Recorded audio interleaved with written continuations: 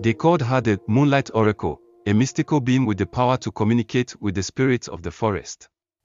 But who was Fatima, really, and what brought her to the kingdom of Kombangu? Once upon a time, in a faraway kingdom called Kombangu, nestled in the heart of the dense African forest, a legend began to spread like wildfire. It was a story about a mysterious girl named Fatima, who appeared seemingly out of nowhere and captured the hearts and imaginations of the villagers. Fatima was a girl with piercing green eyes and raven black hair that cascaded down her back like a waterfall of night. Her skin was as dark as the rich soil of the forest, and her smile could light up the darkest of nights. But despite her captivating beauty, Fatima was shrouded in mystery. No one knew where she came from or how she arrived in Kombangu. Some said she was a spirit, a mystical being who haunted the forest and only appeared to those who were pure of heart. Others claimed she was a descendant of the ancient Dagomba oracles, possessed of magical powers and wisdom. But one thing was certain, Fatima was different. She possessed an otherworldly quality that drew people to her like a magnet. And as she wandered the streets of Kombangu, her presence seemed to leave a trail of magic in her wake. The first person to encounter Fatima was Odisa, the local healer's daughter. Odisa was out gathering herbs in the forest when she stumbled upon Fatima sitting by a babbling brook. Fatima was playing a small, intricately carved flute, and the music seemed to be entrancing the creatures of the forest. As Odisa watched, mesmerized, Fatima opened her eyes and caught her gaze. For a moment, the two girls just stared at each other, the only sound the gentle lapping of the water against the shore. Then, without saying a word, Fatima beckoned Odisa closer.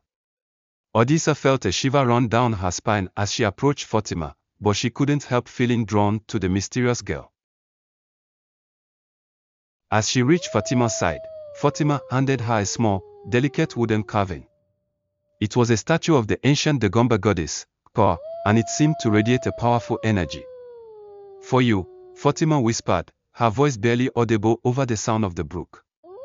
Odisa took the carving, feeling a strange power coursing through her veins. As she held it to her heart, she felt a sudden rush of visions and images.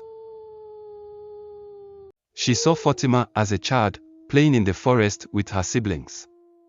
She saw her growing up, learning the secrets of the forest from her mother.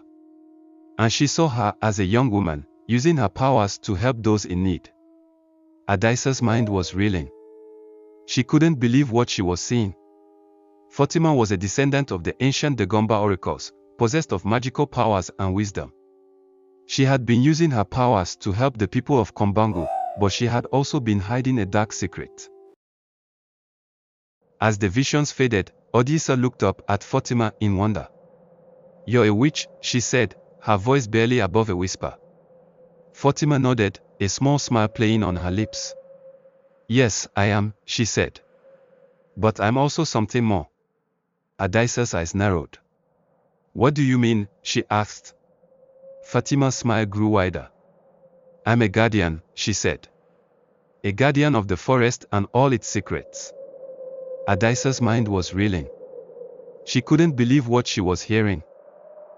Fatima was a guardian, a powerful sorceress who had been tasked with protecting the forest and all its secrets. She had been using her powers to help the people of Kombangu, but she had also been hiding a dark secret.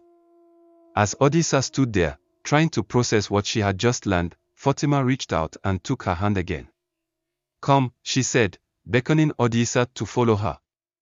"I have one more secret to show you." And with that, she led Odisa deeper into the heart of the forest, to a place where the truth was waiting to be revealed.